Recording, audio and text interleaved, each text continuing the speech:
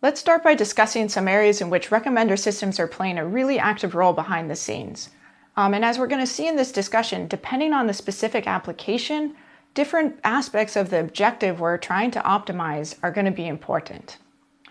But before we start talking about recommender systems, it's really important to talk about the idea of personalization, because personalization is transforming our experience of the world. As we talked about in the clustering and similarity module, there are lots and lots of articles out there and lots of web pages, and we can't possibly be expected to browse all of them. So another example here is YouTube. So YouTube, it's quoted that there are roughly 100 hours of video recorded per minute. And the question is, what do I care about? I go on YouTube and I want to watch some video that's of interest to me. So this is an example, clearly, of information overload. There's just way too much content there for me possibly to be able to go and for me to find what I'm interested in without somebody helping that content come to me. So browsing, the traditional form of browsing, is history. There needs to be some way in which the content that's relevant to me is automatically discovered. And so this is the notion of personalization, where we want to connect users like myself who goes to YouTube, and items, which in this case are going to be videos on YouTube, need to somehow be connected. Okay, so personalization is going to play a key role in this notion of recommender systems, and now let's talk about some examples where recommender systems are very important.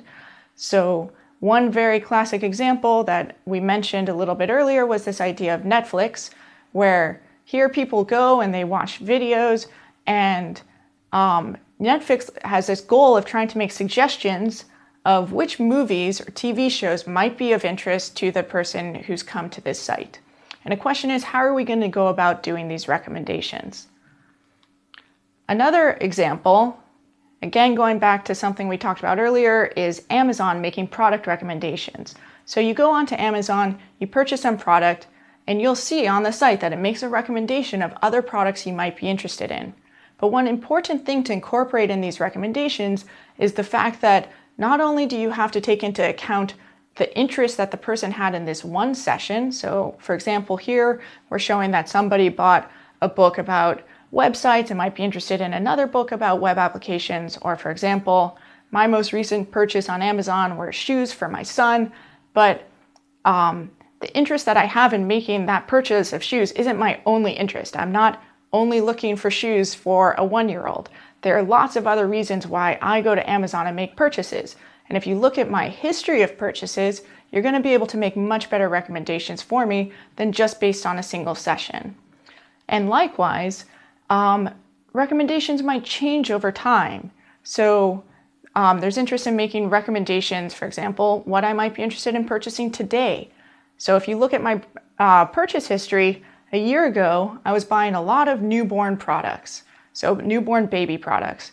But that's probably not something that I'm very likely to purchase today. So the recommendations that Amazon presents to me today have to adapt with time.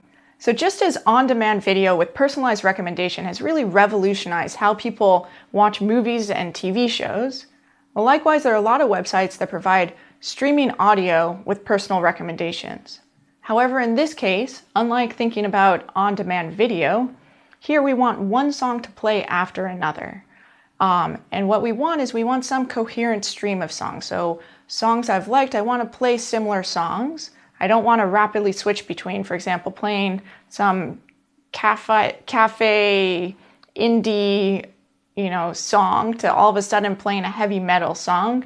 But at the same time, I don't want a song I just heard to play again and again and again. So I want some sense of recommendations that are coherent, but I also want them to provide a diverse sequence of songs for me to listen to.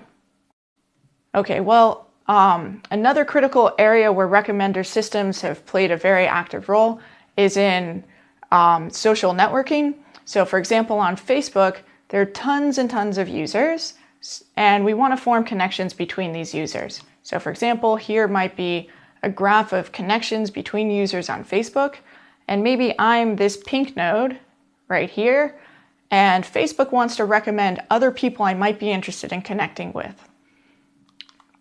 In this application, it's important to note that both the users and the quote-unquote items are of the same type. We're both people. So when I'm a user on Facebook, the things that are being recommended to me, the items, they're other people. So we're going to end up with users and items being of exactly the same type in this application. But the recommendation systems that we've talked about have really focused on online media. But more and more people are realizing other areas in which recommender systems can play a really important role. And just as one example, we can think about what's called drug-target interactions. And here, maybe we have some drug that's been studied, for example, let's talk about aspirin. It's been well studied as a treatment for headaches. But what if it's discovered to have some other possible use? So, for example, for blood thinning for heart patients. If we can find these types of relationships, if we can repurpose this drug for some other treatment, then that can be really useful because it's really quite a costly and lengthy process to get FDA approval for a completely new drug. But if we can take a drug where the types of side effects and the possible risks associated are already well known and well studied, then it's a lot easier to get approval for treatment with some other condition. So this is a case where we might say, if you like aspirin for headaches, you might also like aspirin for your heart condition. So recommender systems are playing an active role in medicine as just an example of the diversity of applications where we see these types of systems.